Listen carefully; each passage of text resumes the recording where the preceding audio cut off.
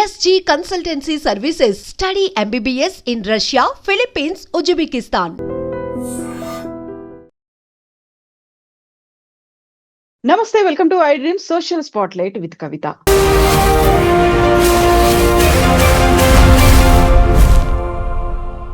Japan లో ఏం జరగబోతోంది? మరికొద్ది గంటల్లో భూగోళం మీద ప్రపంచ పటంలో జపాన్ ఉండదా? ఎందుకని బాబా వంగా జ్యోతిష్యం మీద అంత నమ్ముతున్నారు? జూలై 5 తర్వాత ఏం జరగబోతోంది? బోల్డ్ అని క్వశ్చన్స్ ఉన్నాయి, చాలా ప్రెడిక్షన్స్ వినిపిస్తున్నాయి, అనుమానాలు, అభిప్రాయాలు వ్యక్తం అవుతున్నాయి. యాక్చువల్ గా ఎందుకని జపాన్ మీద అంత ఫోకస్ పెట్టి చూస్తున్నారు? మనతో పాటుగా ఉన్నారు ఫిజిక్స్ ప్రొఫెసర్ మనోహర్ గౌడ్ గారు. హలో సార్, నమస్తే. Okay madam, thank you. So ఇప్పుడు మనం ఎందుకండి మనోహర్ గారు జపాన్ మీద అంత ఫోకస్ పెట్టాము? బాబా వంగా జ్యోతిష్యం నిజమవుతుంది, కొద్ది గంటల్లో జపాన్ కి ఏమవుతోంది అనే మాటలు ఎందుకని మాట్లాడుకుంటున్నాం మనం ఇలా? జనరల్ గా హ్యూమన్ సైకాలజీ ఏంటంటే ఒక నెగిటివ్ వైపు ఎక్కువగా ఆకర్షితం అవుతుంది మేడం, ఓరియంటేషన్ అనేటటువంటిది. కాబట్టి మన యుగాంతం అప్పుడు కూడా, స్కైలాబ్ అప్పుడు కూడా 1979లో, తర్వాత యుగాంతం అప్పుడు కూడా అందరం కూడా చర్చించుకున్నాం. అంటే ఏదైనా ఒక ఉపద్రవం ఏర్పడుతుంది, ఒక డిజాస్టర్ ఏర్పడుతుంది, అందరం అంతమైపోతున్నాం, ఒక సర్టెన్ నెగిటివ్ క్యూరియాసిటీ మొదలైన తర్వాత వాళ్ళకు ఉన్నటువంటి పర్సనల్ ప్రాబ్లమ్స్ అన్ని కూడా ఒక ఇన్స్టెంట్ టెంపరీగా మర్చిపోవడానికి ఇలాంటి ఊహాగానాలు వాళ్ళ మైండ్ లో క్రియేట్ చేసుకొని వాళ్ళు భయపడడం కాకుండా కూడా సమాజాన్ని తర్వాత వాళ్ళ నైబర్స్ కూడా భయపెట్టడానికి ప్రయత్నం చేస్తుంటారు. సైకాలజిస్ట్ ప్రకారం ఇలాంటి భయం ఎక్కువ అమెరికన్స్ లో ఉంటుంది. చాలా మంది మా మిత్రులు చెప్పడం జరిగింది. దాంట్లో మనం కొంత స్టబన్ గా ఉంటాం ఇండియన్స్. మన ఇండియన్స్ చాలా గట్టి హృదయం గల వాళ్ళు, ఇలాంటి వాటిని పట్టించుకోరు. డైలీ యాక్టివిటీస్ లో వాళ్ళు లీనమైపోతుంటారు. కాబట్టి మనకు అలాంటి ప్రమాదం లేదు.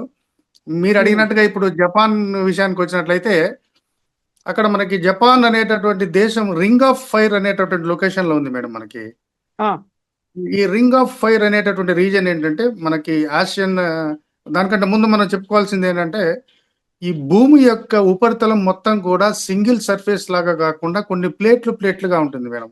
మనం ఏదైనా ఒక వర్షం పడిన తర్వాత ఒక రేగటి నేలను మనం చూసినట్లయితే అది బీటలు వారుతుంది. ఆ ప్లేట్లుగా ఉంటుంది. అదే విధంగా ఈ భూమి యొక్క సర్ఫేస్ కూడా క్రస్ట్ అంటాం దాన్ని. అప్పర్ సర్ఫేస్ క్రస్ట్, తర్వాత మ్యాంటిల్, తర్వాత కోర్, ఇన్నర్ కోర్ అని చెప్పి 4 భాగాలుగా ఉంటుంది భూమి యొక్క కాంపోజిషన్. ఆ క్రస్ట్ అనేటటువంటిది అంటే సర్ఫేస్, మనం ఉన్నటువంటి లేయర్ ని క్రస్ట్ అంటాము. అది సముద్రం ఒక అడుగు భాగంలో ఒక విధంగా, భూ ఉపరితలంలో ఒక విధంగా దాని యొక్క మందం వేరియేషన్ ఉంటుంది. ఈ క్రస్ట్ అనేటటువంటిది ప్లేట్గా ఉంటుంది అనమాట. ప్లేట్గా అంటే ఏంటంటే డివైడ్ అయిపోయి ఉంటుంది. కాబట్టి కంటిన్యూస్ సర్ఫేస్ లాగా కాకుండా ప్లేట్లుగా ఉంటుంది. ఈ ప్లేట్లుగా ఉండేటటువంటి వాటిని మనం టెక్టానిక్ ప్లేట్స్ అంటాం టెక్నికల్ గా, ఇది మన ఎర్త్ క్వేక్ టెర్మినాలజీలో. అయితే మనందరికీ తెలుసు, the second layer of the earth is mantle అంటాం మనం దాన్ని. అది కొంత లిక్విడ్, తర్వాత పేస్ట్ లైక్ కాంపోజిషన్ లో ఉంటుంది మేడం. పేస్ట్ లైక్ కాంపోజిషన్ లో ఈ ప్లేట్స్ అన్ని కూడా నిత్యం స్లైడ్ అవుతూ ఉంటాయి అనమాట. అంటే ఒక ప్రదేశం నుంచి ఇంకో ప్రదేశానికి రెగ్యులర్ గా కదులుతూ ఉంటాయి. ఆ కదులుతూ ఉండేటటువంటి క్రమంలో ఈ స్లైడింగ్ అంటాం అనమాట. మనం బాగా థిక్ గా ఉన్నటువంటి ప్లేట్ ఆ మ్యాంటిల్ లో లోతుగా ఉంటుంది. లైట్ వెయిట్ ఉన్నటువంటి ప్లేట్ ఆ థిక్ గా ఉన్నట్టే డెన్స్ గా ఉన్నటువంటి ప్లేట్ మీదకి స్లైడ్ అయ్యేటటువంటి క్రమంలో ఒరుసుకుపోతాయి అనమాట. అక్కడ ఒక స్ట్రెయిన్ డెవలప్ అవుతుంది. ఫిజిక్స్ లో మనకు స్ట్రెయిన్ అంటాం. ఆ స్ట్రెయిన్ ఇప్పుడు ఈ స్లైడింగ్ ఆఫ్ ప్లేట్ టెక్టానిక్స్, ఈ ప్లేట్స్ యొక్క స్లైడింగ్ కారణంగా ఒక స్ట్రెయిన్ డెవలప్ అయ్యి ఆ స్ట్రెయిన్ రిలీజ్ అయ్యేటప్పుడు దాన్ని ఒక ఎర్త్ క్వేక్ రూపంలో మనం చూస్తాం అనమాట. అది భూమి ఉపరితలానికి ఎంత లోతులో, కొన్ని కిలోమీటర్ లోతులో ఫామ్ అవుతుంది ఆ డిస్టర్బెన్స్ అనేటటువంటిది. ఎగ్జాక్ట్ గా డిస్టర్బెన్స్ ఫామ్ అయినటువంటి ఏపీ సెంటర్ అంటాం అనమాట. This is the general phenomenon of formation of earth quake. అయితే ఈ జపాన్ ఉన్నటువంటి, ఈ దేశం ఉన్నటువంటి ప్రదేశాన్ని రింగ్ ఆఫ్ ఫైర్ అంటారు అనమాట. ఏషియన్ ప్లేట్, తర్వాత ఇండో ఆస్ట్రేలియన్ ప్లేటు. అంటే నిత్యం ఈ ప్లేట్స్ అనేటటువంటి ఎక్కువగా స్లైడింగ్, తర్వాత ఈ ఘర్షణకు కాబడేటటువంటి అవకాశం ఉన్నటువంటి ప్రాంతం రింగ్ ఆఫ్ ఫైర్ అంటారు దాన్ని. ఒక గుర్రపు నాడ ఆకారంలో ఉంటుంది. మనం మ్యాప్ లో గూగుల్లో సెర్చ్ చేసినా కూడా మనకు దొరుకుతుంది. కాబట్టి మిగతా గ్లోబ్ లో కంపేర్ చేస్తే ఈ జపాన్ ఉన్నటువంటి ఆ ప్లేట్ ఎక్కువ ఈ ఎర్త్ క్వేక్స్ ప్రోన్ ఏరియా అంటుంటాయి. ఎర్త్ క్వేక్ ప్రోన్ ఏరియాగా మనం ఈ జపాన్ దేశాన్ని మనం ఊహించుకోవచ్చు అనమాట. మనందరికీ తెలుసు, ఇప్పుడు మనం చూస్తున్నాం, చాలా వీడియోస్ లో మనం చూస్తున్నాం. గత నెల రోజుల్లో 2 నెలల్లో 900 ఎర్త్ క్వేక్స్ వచ్చాయి. రేపు మంగా బాబా, జపాన్ ఆస్ట్రాలజిస్ట్ కదా, తర్వాత ఫోర్కాస్ట్ చేసేటటువంటి ఒక లేడీ పేరు చెప్తున్నారు. కానీ బాబా మాంగా ఇక్కడ జపాన్ లో. Manga, okay. మాంగా బాబా అక్కడ బల్గేరియా సంబంధించాము వాంగా బాబా. ఇక్కడ జపాన్ యాంటిసిపేటర్ అన్నమాట. ఈమె కూడా సునామీని ఎక్స్పెక్ట్ చేసింది, తర్వాత కోవిడ్ ఎక్స్పెక్ట్ చేసింది అని చెప్పి మనం వింటున్నాం వీడియోస్ లో. ఏంటంటే అంత స్టార్టింగ్ లో మీకు చెప్పాను, ఒక క్యూరియాసిటీ, ఒక యాంగ్జైటీ డెవలప్ చేసుకొని ఒక రకమైనటువంటి ఒక స్వాంతన చేకూరేటటువంటి హ్యూమన్ సైకాలజీలో జరిగేటటువంటి ప్రచారం అనేది చెప్పి నా ఒపీనియన్ ఏంటంటే, ఇక్కడ భూమి మొత్తం మీద కూడా దాదాపు ప్రతి సంవత్సరం కొన్ని లక్షల భూకంపాలు వస్తుంటాయి మేడం. ఇక్కడ మన జపాన్ కనుక తీసుకున్నట్లయితే ప్రతిరోజు 2 నుంచి 3 భూకంపాలు, తర్వాత ఒక సంవత్సర కాలంలో 1500 భూకంపాలు వస్తుంటాయి. నేను ఇంతకుముందు చెప్పాను, రింగ్ ఆఫ్ ఫైర్ అనేటటువంటి ఏరియాలో ఉంది కాబట్టి నిత్యం ఈ ప్లేట్స్ అనేటటువంటి ఒకదానికి ఒకటి వరుసుకుపోయి ఆ స్ట్రెయిన్ డెవలప్ అయ్యి ఎర్త్ కేక్స్ వస్తుంటాయి. అదే ఒక ఎర్త్ కేక్ అనేటటువంటి ఒక భారీ మ్యాగ్నిట్యూడ్ లో ఉందనుకోండి, మనందరికీ తెలుసు ఎర్త్ కేక్ యొక్క తీవ్రతని మనం రిక్టర్ స్కేల్లో కొలుస్తాం మేడం. అవును. ఆ గ్రాఫ్ ఏమో సెస్మిక్ గ్రాఫ్ అంటాం మనం, మనందరికీ తెలుసు. ఒక గ్రాఫ్, ఒక నీడిల్ ఎప్పుడు కదులుతూ ఉంటుంది. ఆ భూమిలో అలజడి ఏర్పడ్డప్పుడు ఆ నీడిల్ కదులుతూ ఆ ఇంటెన్సిటీ రికార్డ్ చేస్తుంది. కానీ మనం ఆ తీవ్రతను కొలిసేటటువంటి స్కేల్ ఏమో రెక్టర్ స్కేల్ అంటాం. దాన్ని 1 నుంచి 9 వరకు ఉంటుంది. ఇంతవరకు చరిత్రలో 10 ఇంటెన్సిటీ ఉన్నటువంటి ఎర్త్ క్వేక్స్ మనకి రికార్డ్ అవ్వలేదు. 9 అంటేనే గందరగోళం ఏర్పడుతుంది కాబట్టి మనకి 4 నుంచి మనం ఆ ఎర్త్ క్వేక్ మనం ఫీల్ అవుతుంటాం. 7, 8 ఆ రిక్టర్ స్కేల్లో ఉంటే మాత్రం అది భారీ విధ్వంసం, ప్రాణ నష్టం జరుగుతుంది. కాబట్టి అదే భూకంపం కనుక సముద్ర గర్భంలో ఏర్పడినట్లయితే ఆ నీటిలో అలజడి ఏర్పడి ఆ తీరంలో ఉన్నటువంటి నీటి యొక్క అలలు కొంత వెనుకకు లాగబడతాయి. ఎందుకంటే అలజడి మనకు తెలుసు, wave is nothing but disturbance maybe it in water or air.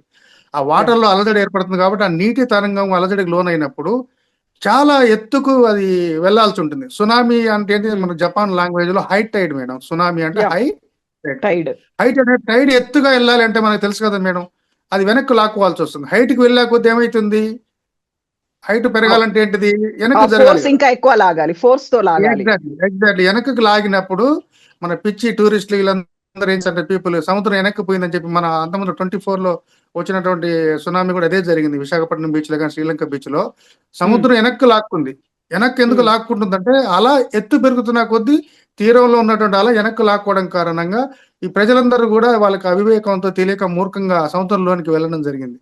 అది ఒకేసారి మళ్ళీ దాదాపు 30, 40, 50 మీటర్ల హైట్ తోటి ఒకేసారి మీద పడేసరికి చాలా మంది మృత్యువాత పడ్డారు. కాబట్టి ఇక్కడ ఇప్పుడు జరుగుతున్నటువంటి ప్రచారం ఏంటంటే, ఎట్లాగా యాంటిసిపేట్ చేసింది కాబట్టి ఈ భూకంపాలు 900 దాకా వచ్చాయి. రేపు జూలై 5వ తేదీ 2025లో కూడా విధ్వంసం జరగబోతుంది, జపాన్ మొత్తం మునిగిపోతుందని చెప్పి ఒక ప్రచారమే తప్ప నాకున్నటువంటి ఒపీనియన్ ప్రకారం అయితే రేపు ఎలాంటి ఉపద్రవం జరగదు.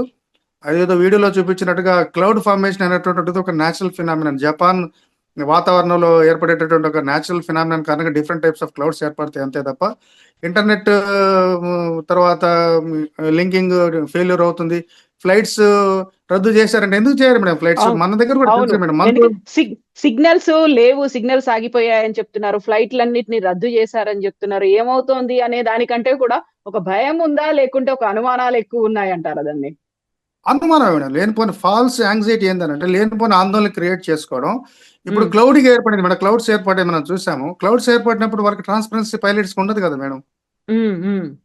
వాళ్ళకి ఇప్పుడు మబ్బులు పట్టినప్పుడు, మంచు పట్టినప్పుడు మనం సాధారణంగా వార్తల్లో వింటుంటాం, కొన్ని ఫ్లైట్లు రద్దు చేశారు మంచు కారణంగా అని చెప్పి. అవును. అలాంటి ఒక ప్యాటర్న్ ఇక్కడ సముద్రం మీద, పాసిఫిక్ ఓషన్ మీద ఏర్పడింది. ఆ క్లౌడీ ప్యాటర్న్ ఏర్పడింది కాబట్టి ఫ్లైట్స్ క్యాన్సిల్ చేశారు. ఇంటర్నెట్ అనేటటువంటి మనందరికీ తెలుసు, ఇంటర్నెట్ అనేది యాక్చువల్లీ కేబుల్స్ ద్వారా వస్తుంది మేడం. మనకి చాలా మంది ఊహించినట్టుగా మన ఇంటర్నెట్ సర్వీసెస్ అనే శాటిలైట్స్ ద్వారా రావు. కేవలం కేబుల్స్ ద్వారా అక్కడ ఉన్నటువంటి వాతావరణం జరిగేటువంటి ఫ్లక్చుయేషన్స్ కారణంగా చిన్న 1-2 ఫ్లక్చుయేషన్స్ కూడా మనం భూతత్వంలో పెట్టి చూస్తాం. జెన్యూనిటీ మనకు తెలియదు. ఎవరు పడితే వాళ్ళు ఇన్ఫర్మేషన్ మనం స్ప్రెడ్ చేస్తున్నారు తప్ప when we look into the actual genuine information disseminated by the Japan officials is different. వాళ్ళు కొట్టిపారేస్తున్నారు, ఇవన్నీ కూడా కొట్టిపారేసి nothing is going to happen, it is a common phenomenon, natural phenomenon. జపాన్లో అయితే సర్వసాధారణమే కాబట్టి ఈ డేట్ ని యుగాంతం వచ్చినప్పుడు మనం అందరం అనుకున్నాం కదా మేడం, అందరం అయిపోతున్నాం అన్నట్టు అనుకున్నాం కదా. ఏమి జరగదు. నేను ఇదే విషయంలో చెప్పాను, నేను ఏమీ జరగదు. అదొక రకమైన పీరియాడికల్ చేంజ్. మయాన్ క్యాలెండర్ లో ఒక ఎరా మారుతుంది అనేటటువంటి విషయాన్ని కూడా ఆ రోజు మనం డిస్కస్ చేసుకున్నాం. రేపు కూడా మాంగా బాబా గారు గెస్ట్ చేసి ఉండొచ్చు, కానీ నా నా opinion as a being physics professor and anticipator, తర్వాత ఆన్గోయింగ్ సంఘటనలు మనం గమనించినట్లయితే, out of anxiety and false curiosity these people are spreading this fabricated information news. ఎందుకంటే ఇక్కడ సైకాలజీ కూడా ప్లే చేస్తుంది. అంటే మనుషులు అనే వాళ్ళు ఏం చేస్తారో తమకున్నట్టు వ్యక్తిగత సమస్యలను అధిగమించుకోవడానికి, తాత్కాలికంగా మర్చిపోవడానికి కూడా, రేపు అందరం మనం చచ్చిపోతున్నాం, మేము భూమి అంతా బద్దలైపోతుంది, ఆస్ట్రాయిడ్ వచ్చి ఢీ కొంటుంది అని చెప్పి 1 or 2 days వాళ్ళు ఆ విధంగా కొంత out of insecurity and defence mechanism ఆ విధంగా స్ప్రెడ్ చేస్తుంటారు. కానీ 100% రేపు tomorrow nothing is going to happen. Japan is safe and tourist can pass as usually. మిగతా భూమండలానికి కానీ మనందరూ కూడా ఏం కాదు, రేపు సాయంత్రం వరకు అంతా సద్దు మరుగుతుంది, ఆ క్లౌడ్ కూడా డిస్పర్స్ అయిపోతుంది. ఎల్లుండి నుంచి ఎవరు కూడా ఈ జూలై 5వ తేదీ గురించి ఎవరు కూడా మాట్లాడడం జరగదని చెప్పి నా అభిప్రాయం మేడం. సో ఇప్పుడు జపాన్ తో పాటుగా నైబరింగ్ కంట్రీస్ ఏవైతున్నాయి వాటి మధ్యలో గ్యాప్ పెరుగుతుంది, సముద్రం చీలి ముందుకు వస్తోంది, దూరాలు పెరుగుతున్నాయి, ఇలాంటివన్నీ మిస్తున్నాయి. దీంతో పాటుగా అవన్నీ సముద్రం అంతా జపాన్ ని ముంచెత్తుతుంది, మింగేస్తుంది అనేది. మేడం ఇంతకుముందు చెప్పాను మీకు, ప్లేట్స్ అనేటటువంటి అసలు మనకి చీలికలు కనిపిస్తున్నాయని చెప్పండి మేడం. నేను మీకు ఎక్స్ప్లెయిన్ చేశాను, మనం అందరం ప్లేట్స్ మీద ఉన్నామని చెప్తున్నాం. ఎక్కడైనా మనకి చీలిక కనిపించిందా మేడం? మనకి లేదు. మనకి హిమాలయాస్ దగ్గర మనకు ఒక జాయింట్ ఉంది, అక్కడ యురేషియన్ ప్లేట్, ఏషియన్ ప్లేట్, తర్వాత యురేషియన్ మన కింద ఇండియన్ ప్లేట్, రెండు కూడా అక్కడ ఘర్షణ కారణంగా హిమాలయాలు జనించినాయి. ఇక్కడ ఒక ఇంట్రెస్టింగ్ పాయింట్ అంటే, హిమాలయాలు పుట్టడానికి కారణం ఏంటంటే ఈ type movement of plates madam. Indian plate తర్వాత ఏషియన్ ప్లేట్ ఢీకొనడం కారణంగా, వరుసుకోవడం కారణంగా హిమాలయాలు పైకి ఉద్భవించిన ఇంకా కూడా పెరుగుతుంటాయి అన్నమాట. అలాంటి పరిస్థితుల్లో మనకి చీలికలు కనపడినప్పుడు, చీలికలు ఏర్పడ్డాయి, దేశాల మధ్య దూరం పెరిగిపోతున్నారంటే సముద్రం యొక్క లోతు మారిపోవాలి కదా మేడం. చీలిక ఏర్పడిందంటే నీరంతా కూడా ఆ చీలికలకు వెళ్ళాలి కదా. ట్రూ. లేదు, అలాంటిది సంభవించలేదు. ప్లేట్స్ మధ్య గ్యాప్ ఉన్నది అనేది వాస్తవం. గ్యాప్ అనేది మనం చూసేంత ఉండదు. జస్ట్ కొన్ని వందల సంవత్సరాలకు జస్ట్ ఒక matter of millimetre to centimetre కదులుతాయి మేడం. అవి అంత తక్కువ స్పీడ్తో కదులుతాయి కాబట్టి అవి చీలికలు ఏర్పడి అది ఏదో పరిగెత్తాం మన మోటార్ బైక్స్ లాగా. కాకపోతే వీళ్ళు ఆ విధంగా చెప్పాను కదా మేడం, మనం మ్యాగ్నిట్యూడ్ చేసి భూతత్వంలో పెట్టి చూస్తుంటారు కాబట్టి, ఆ విధంగా చెప్తేనే వినేవాళ్ళు కూడా వింటారు కాబట్టి అలాంటి ఫ్యాబ్రికేటెడ్ మెసేజ్ని వీళ్ళు క్రియేట్ చేస్తున్నారు. ఇంకొకటి ఏంటంటే, ఇదే రింగ్ ఆఫ్ ఫైర్ ఏరియాలో మనకు దాదాపు ఒక 450 దాకా నిద్రావస్థలో తర్వాత యాక్టివ్గా ఉన్నటువంటి అగ్నిపర్వతాలు ఉన్నాయి. ఒకవేళ సముద్ర గర్భంలో అగ్నిపర్వతం పేలినా కూడా ఆ పేలడం కారణంగా కూడా కొంత నీటిలో అలజడి ఏర్పడి సునామీలు ఏర్పడవచ్చు, భూకంపంతో పాటు సునామీ ఏర్పడవచ్చు. కాబట్టి ఇది highly prone to seismic activity. ఈ జపాన్ ఉన్నటువంటి ఏరియా మొత్తం కూడా highly prone to seismic activity, అంటే ఎర్త్క్వేక్ యాక్టివిటీకి ప్రోన్ అనమాట. నేను చెప్పాను కదా, రోజు 2 నుంచి 3 లేదా 4 భూకంపాలు వస్తుంటాయి. ప్రతి సంవత్సరం 1500 నుంచి 1800 దాకా భూకంపాలు వస్తుంటాయి. దాంట్లో రిక్టర్ స్కేల్లో 4 నుంచి 7 లేదా 8 ఉంటేనే డ్యామేజ్ అవుతుంది. అంత పెద్ద భూకంపం సముద్రంలో ఏర్పడ్డప్పుడు మాత్రమే మనం సునామీని గుర్తించగలుగుతాం. ఇంకోటి ఏంటంటే, మనందరికీ తెలుసు మరి, ఇప్పుడు పిడుగులు మనం యాంటిసిపేట్ చేస్తున్నాం, వర్షాన్ని యాంటిసిపేట్ చేస్తున్నాం. State of the art technology ప్రకారం as on today we have got no such technology which we can anticipate the occurrence of earthquake. కాబట్టి మనం ఇంత టెక్నాలజీలో ఎర్త్క్వేక్ని యాంటిసిపేట్ చేసే పరిస్థితులు లేనప్పుడు how single women can anticipate the formation of earthquake on certain date, pin పాయింట్గా certain date రోజే ఫామ్ అవుతుందని చెప్పి ఒకరు యాంటిసిపేట్ చేసేటటువంటి పరిస్థితి ఆల్మోస్ట్ 0 ప్రాబబిలిటీ ఉంది. కాబట్టి it is out of a psychological disturbance, turbulence created in the man kind. వాళ్ళ మైండ్లో ఏర్పడినటువంటి ఒక అలజడే కానీ సముద్రంలో ఏర్పడిన అలజడి మాత్రం కాదు మేడం ఇది. ఎస్ అండి మనోహర్ గారు, థ్యాంక్ యూ సో మచ్ అండి. ఒక మంచి క్లారిఫికేషన్ విత్ ఎగ్జాంపుల్స్, కావాల్సినటువంటి సైంటిఫిక్ టెర్మినాలజీతో ఇచ్చినందుకు థ్యాంక్ యూ సో మచ్ అండి. Welcome madam, thank you. నమస్తే. నిజంగా ప్రస్తుతం ఉన్నటువంటి సమాజం దేనికి ప్రయారిటీ ఇస్తుంది?